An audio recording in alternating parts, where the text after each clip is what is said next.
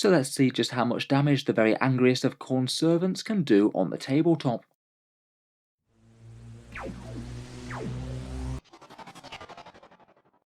Hello and welcome back to Auspex Tactics, where today we're taking a look at Daemons, where there's a new codex out, and I'm hoping to have a full review out on the channel very shortly. I thought we'd stop off along the way though to take a look at Bloodthirsters and do an in-depth review of the datasheet, as it's perhaps one of the more hotly anticipated ones of the new book. In 8th and 9th edition, Bloodthirsters just really haven't been all that great. Their melee damage just isn't strong enough to cut it, and on a big demon that basically does nothing else, that's not really going to be very great. It does seem that they've got a massive tune-up though, so let's take a look at their new abilities and talk about some of their most interesting synergies in Khorne with exalted upgrades and warlord traits and everything else. So in the Chaos Daemons Codex, Bloodthirsters are 310 points. There's no separate datasheets for them anymore, you just filled the one Bloodthirster and all the different types of war gear are free for them.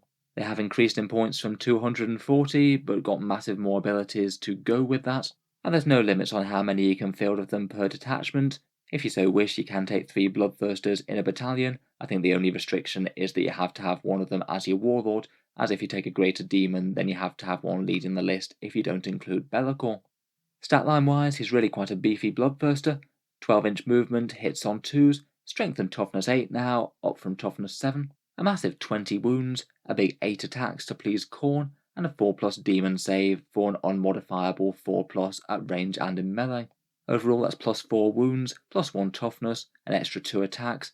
It did lose its 3+ save but gained better invul saves from its demon things, though I would bear in mind that going up from 16 wounds to 20 is a mixed blessing. It means that you won't be able to hide this thing behind obscuring terrain anymore, so it's only going to be hidden for some really big like L-shaped ruins and things that you might get at some tournaments.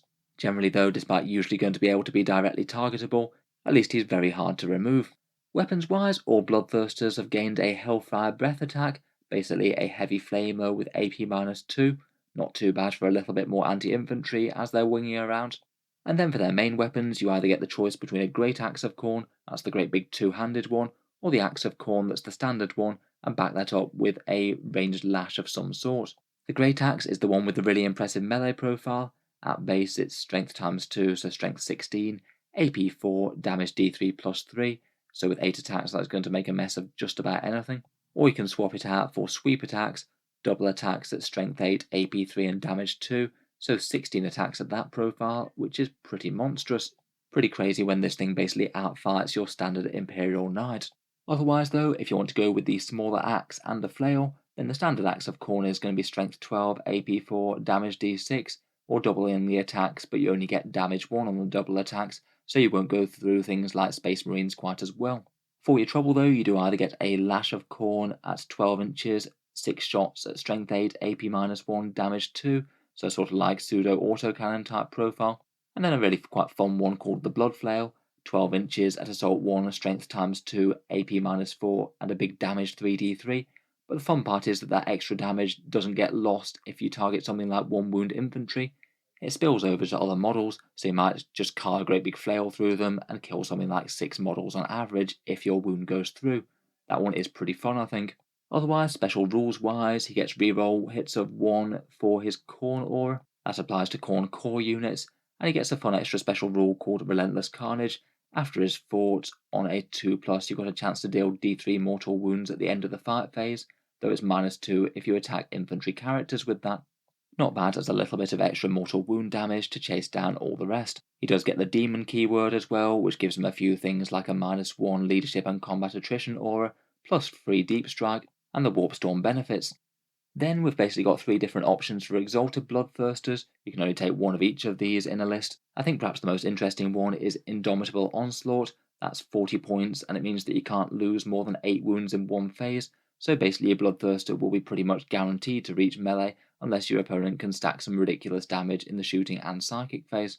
It still means that they can take significant damage per turn, but it does give you a pretty much 100% guarantees that they'll live through certain things. Say if you've got a Bloodthirster on 9 wounds and you charge him into something, you can guarantee he isn't going to go down before he gets to strike. There are a couple of ways of healing Bloodthirsters as well, which could be useful with this. Otherwise, there's Master of the Blood Tide for 20 points, that's +1 to your strength and attacks for the first round of combat, That's to be 18 attacks with sweep, which is pretty good. And then one called Rage Unchained, that's 35 points, and it doubles the wounds characteristic he has for the purposes of degrading, and to be honest, I'm not really quite as convinced with that one. I guess it would keep him moving a bit faster. Just looking at his monstrous damage output, if you take the Great Axe for the maximum melee, you're averaging something like 11 dead guardsmen, around 7 or 8 dead Space Marines with Armour of Contempt, 3 dead Terminators with 4+ invuls, 27 wounds to a toughness 7 or 8 vehicle, he does those quite well with strength 16, or 14 wounds to something that's a pretty hard target, say a Plague Burst Crawler or something with toughness 8, a 5+ invul and -1 damage. It's kind of interesting to weigh up whether or not you lose more or less going for the Axe of Khorne. You get the same against light infantry, but significantly less on the Space Marine front, as you don't get damage to on the sweep attacks, only 2 dead Terminators rather than 3, far less wounds against toughness 7 or 8 vehicles, and a decent amount less versus hard targets too. Obviously though, you gain the Lash or the Flail. Typically that's going to average you something like 4 wounds on most targets for both of those. I think that the Flail is usually better though, as it usually averages 4 wounds on just about all targets, unless they've got a super high invul or something. Even against fairly optimal targets, the Lash doesn't really seem to outcompete the Flail on average, though is less swingy. Out of the two, I'd be tempted to take the Flail if you were going with the Axe of Khorne.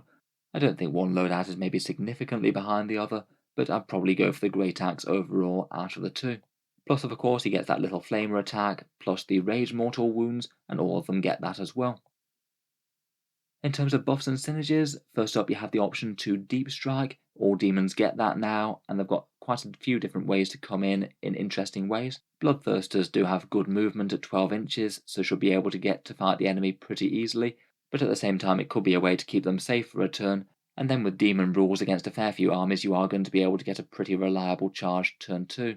Demons have a bunch of rules for coming in from Deep Strike. There's one where you can come in a number of inches away from the enemy's leadership characteristic, which means that for low leadership armies that you've managed to debuff, it could mean that a Bloodthirster could be setting up 7 inches away or even less. That's going to be a really reliable charge from Deep Strike if you have a command point reroll. As well as that, there's an option to set up super close to enemies if you're within your own deployment zone, or also set up very close to them if you're near a Warp Locust unit like Scarbrand.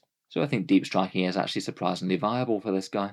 For Warp Storm effects, some of them are handy, though I don't think any of them are massively game-changing for the Bloodthirster. There's a 5 Warp Storm .1 for healing D3 wounds at the end of the morale phase. Could be okay to try and get him back towards that 8 damage cap. There's a 3 Warp Storm .1 for -1 to hit, not bad as you're moving up, and 1 for ignoring move modifiers for 2 Warp Storm points.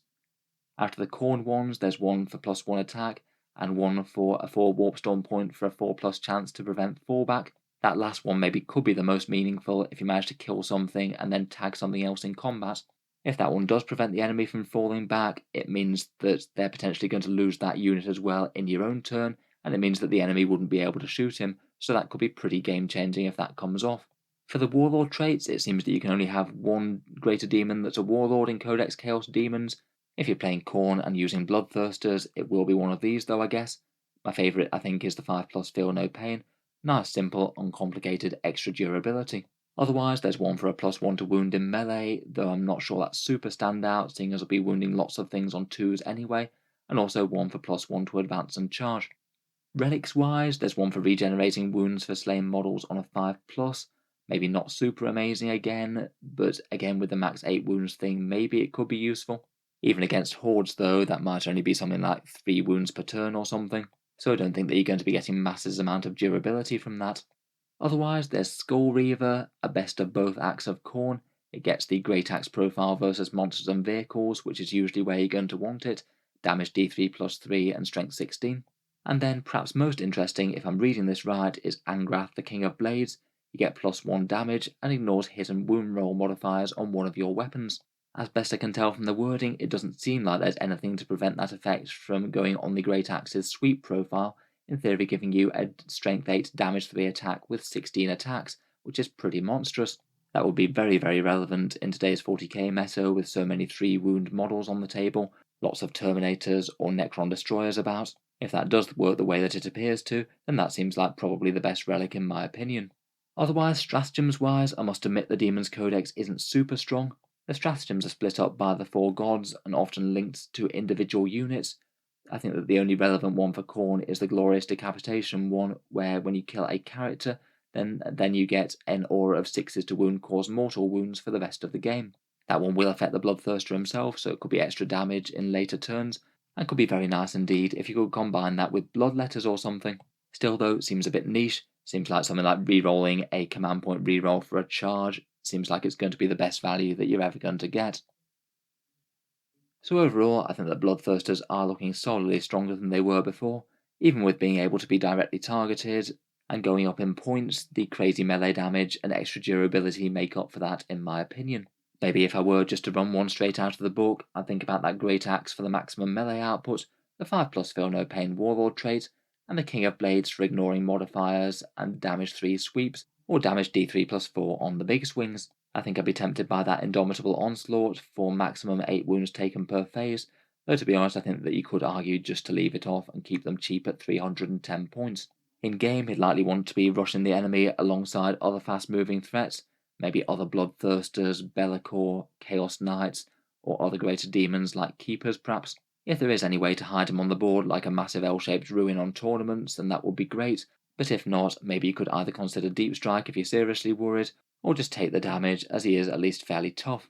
I guess the main competitors in the Codex are Keepers of Secrets, Be'lakor and Skarbrand. Skarbrand being the 8-inch moving Bloodthirster without the wings. He has a couple more wounds but lacks fly, though he does ignore invuls in combat, which is very nice indeed. Overall, they're looking pretty solid. I guess time will tell whether or not they turn out to be one of the strongest units in the Codex or not. I'm certainly looking forward to reviewing the book in full, and I'll hopefully make some other reviews for the other greater demons over the next few weeks. Feel free to subscribe to Auspex Tactics if you'd like to see that, and let me know any of your initial impressions of the Bloodthirster or the Daemons Codex. I'll look forward to hearing your thoughts down in the comments.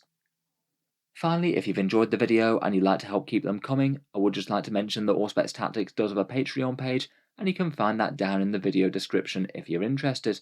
Channel patrons do get a fair few advantages, seeing certain videos early, regular votes to see what sort of things happen next on the channel, and automatic entry into the regular prize giveaways with a chance to win some big model kits each month. If any of that sounds good to you or you'd just like to help support, the link is down in the video description.